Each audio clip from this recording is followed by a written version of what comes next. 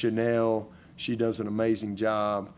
Jordan, Zach, Josh. I mean, we have a great team that really does a great job, from a recruiting standpoint. Everybody's involved, but just thankful for this group and their parents for choosing Clemson, and excited to get started with them.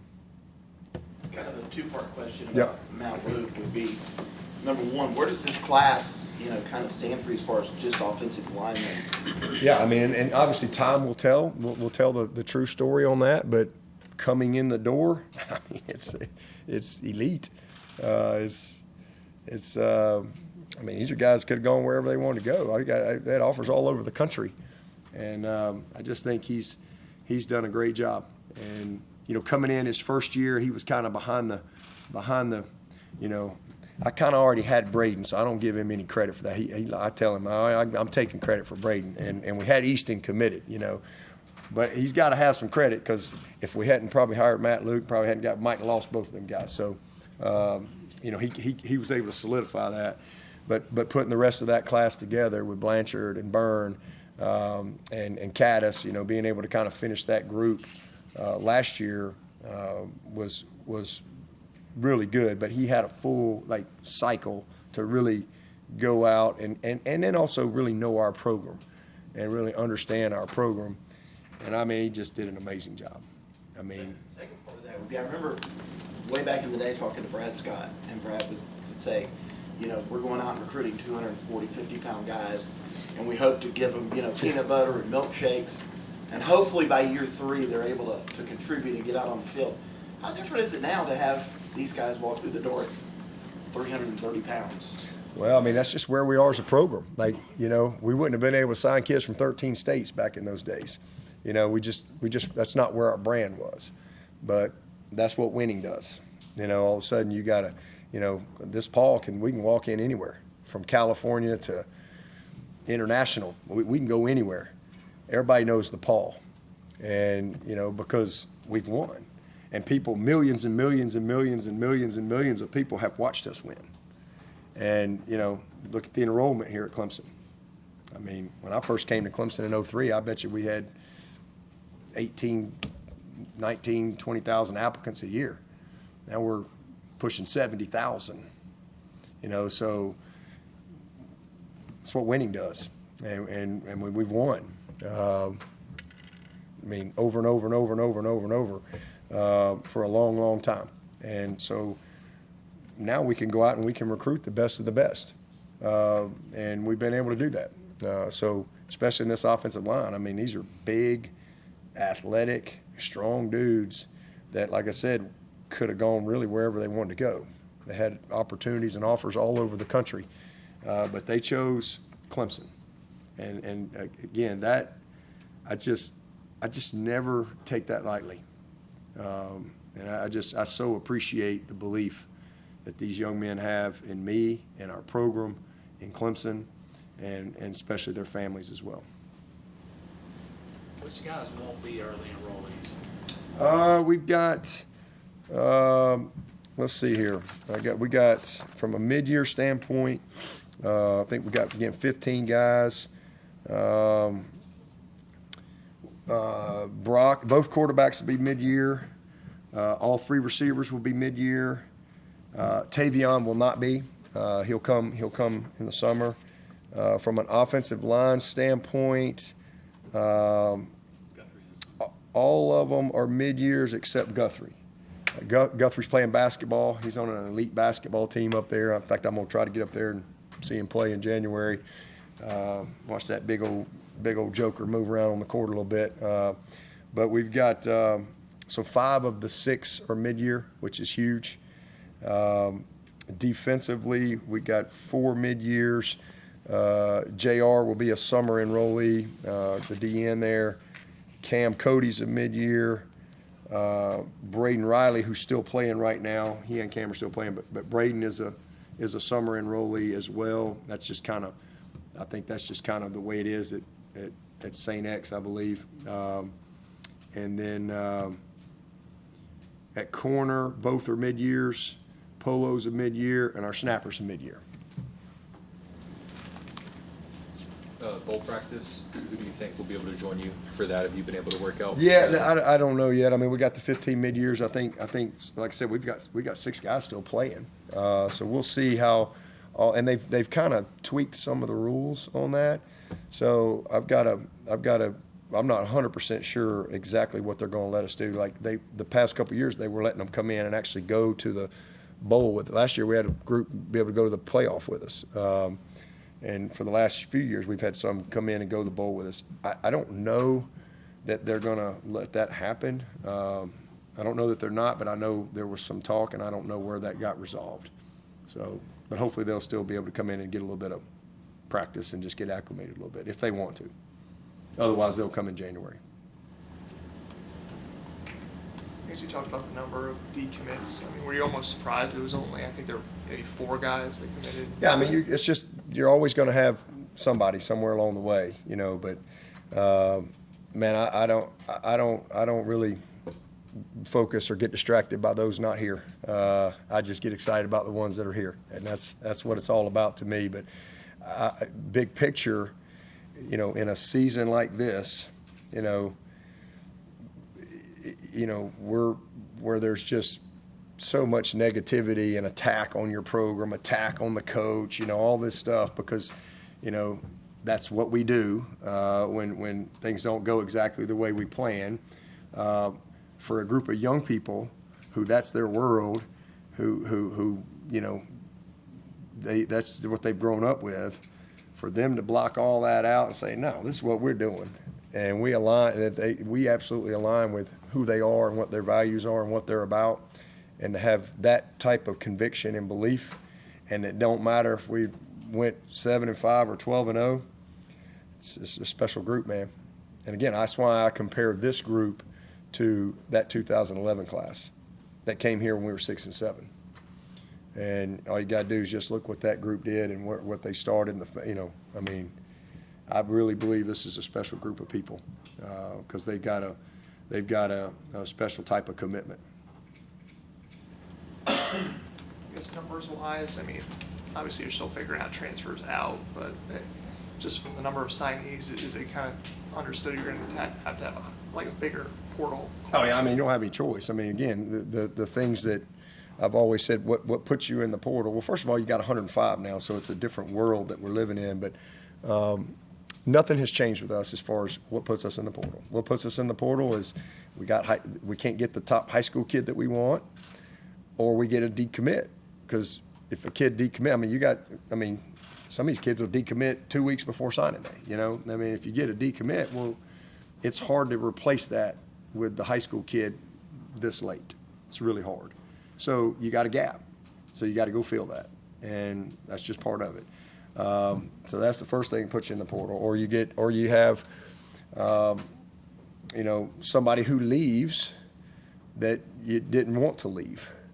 Well, that puts you in the portal because again, now you got to fill your number, and you know there's nowhere to go get a high school kid in January, in December.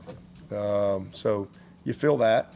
Or maybe you sign some guys that maybe somebody got hurt, or maybe there's somebody on your roster that hadn't quite developed the way you want for whatever reason, or maybe they haven't done their whatever. You gotta fill that. And so you know we'll have all those situations. We've had a few decommits, so you got to go replace that. That's just part of it because there's a gap. I mean, because we set a number for what we got to recruit to, and you've got to fill that number. So I don't really know. I mean, I know what our needs are, but I don't know if we're going to sign 2 guys or we sign 7 guys. I have no idea. I mean, because our roster's not settled.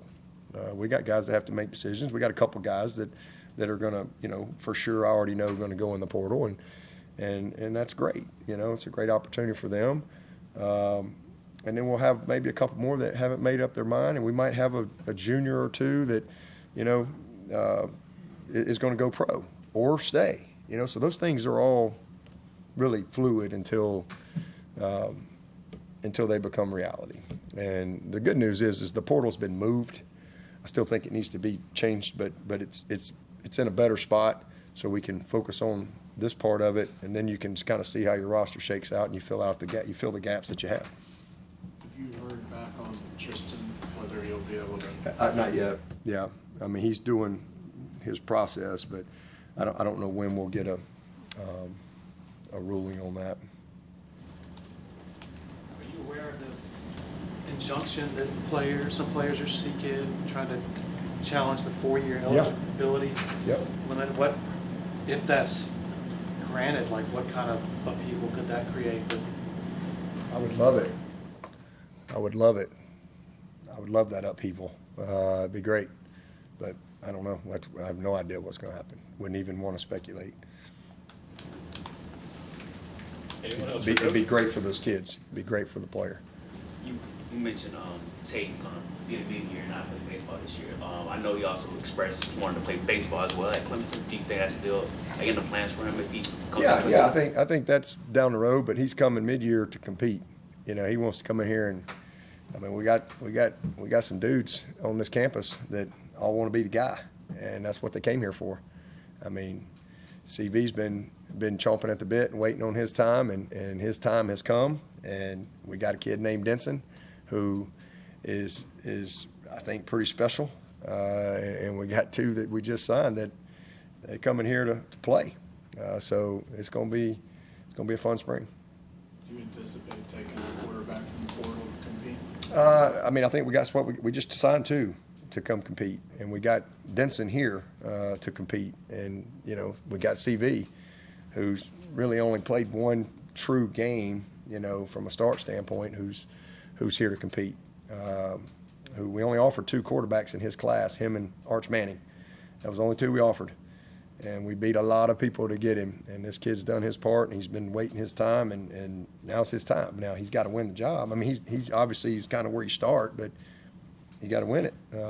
Same thing with Denson. I mean, Denson didn't come here to just stand on the sideline. He came here to compete. So let's go compete. Could circumstances change, maybe in your evaluation process from now until when the portal opens, that you would consider taking a quarterback? Man, hey, anything, who knows? Guys may change your decision. We could have somebody leave. I mean, we have no idea. I have no idea. Again, I don't speculate on that. All I can focus on is what's here. And we just signed 2 great quarterbacks, and we've got 2 on this roster that all of them want to be the guy. And we'll see how it all plays out.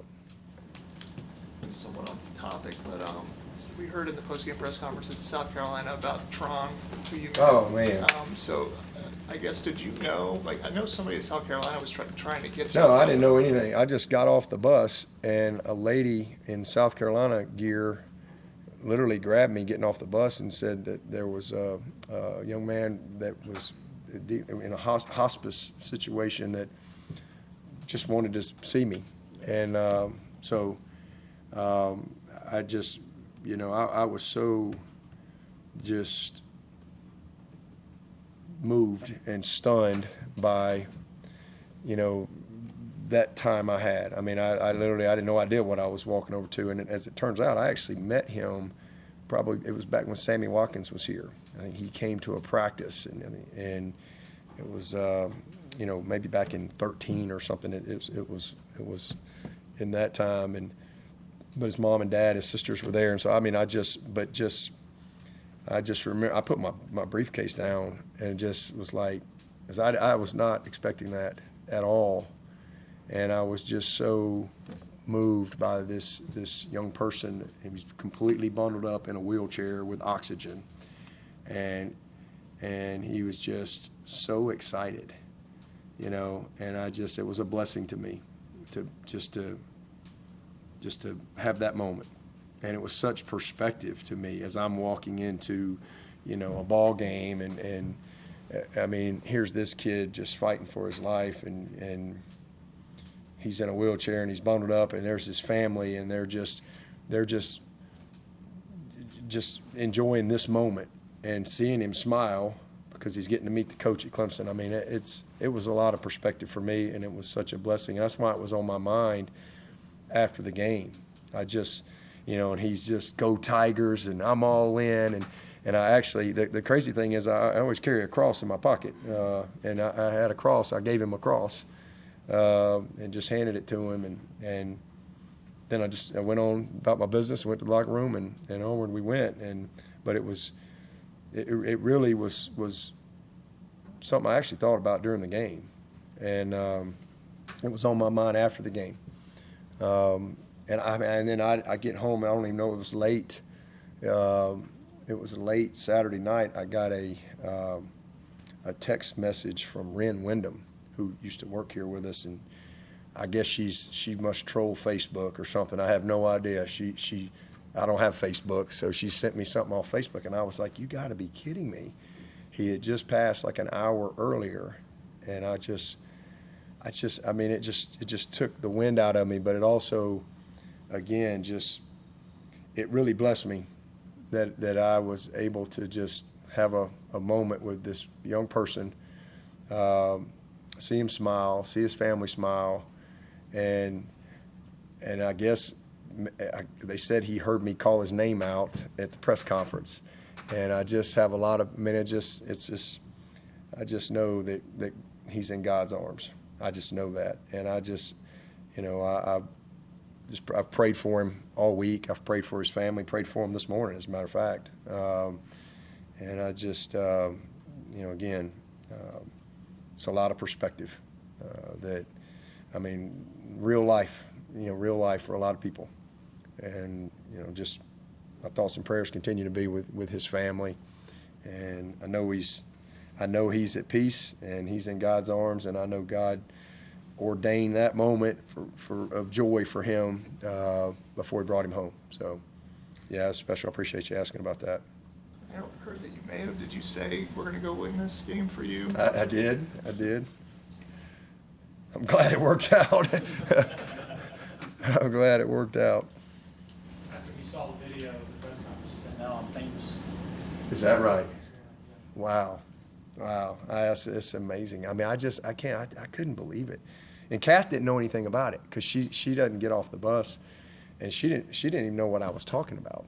When I was in the press conference, she heard me talking about him, and then I was telling her, and then literally that night I get that text from Ren, and I was just like, "You got to be kidding me!" I mean, I knew he was not in a great spot, but I had no idea that God was going to call him home that night. Is that just? I don't know if you already had that perspective, just that being a coach and being someone these people look up to a little bit, that you were able to give him that moment. I understand deeply, the role I'm in, and I try to do the very best that I can in the role. First of all, I just try to glorify God in how I live my life and what I do. That's ultimately what is my purpose in life. Like, that's what matters the most to me. But I'm so far from perfect, but I also know that that's a part of my responsibility. And it's a blessing to me to be able for somebody to smile. I mean, I get fortunately and unfortunately. Fortunately, because I'm in a position like this, but unfortunately, I get thousands of we make videos, but that's why I always try to do that. And sometimes it's I don't want to say a burden, but it's hard because you're dealing with just really tragic situations. But it also does give me great perspective as I live my life. And just every day I wake up, man, I'm just thankful. I'm thankful that the good Lord's given me another day.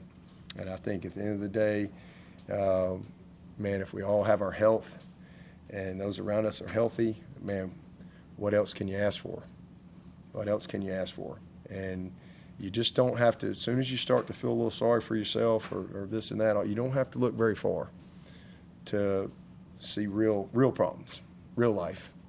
And it always is really hard on me, especially with young people, babies, young kids with cancer, moms that have passed away and their families are dead. I mean, just tragic situations, and it comes across my desk all the time, through Anna Kate and Ashley. I mean, even right now, I'm dealing with a personal situation with y'all know Will Spires, who played for me, and you know, my son Drew is married to his sister MC, and so Drew just became an uncle for the first time. They, you know, Will and Amelia, they had a little baby girl named Butler, and you know, just a perfectly healthy baby girl, and you know, they've been living in the hospital for the past 3+ weeks, and they just had to transport her to Cincinnati, and you know, this is a young couple with their first child, and they've been living in, now they've lived at Greenville for 2.5 weeks, and now they've been moved to this special hospital in Cincinnati for the challenges that they're dealing with. And I mean, it's you know, there's a lot of things that we all deal with, and but I'm thankful, you know, for the opportunity that God has given me to have good perspective, but also to be able to use this position, hopefully in a way that can bless other people and glorify Him. Just a national question.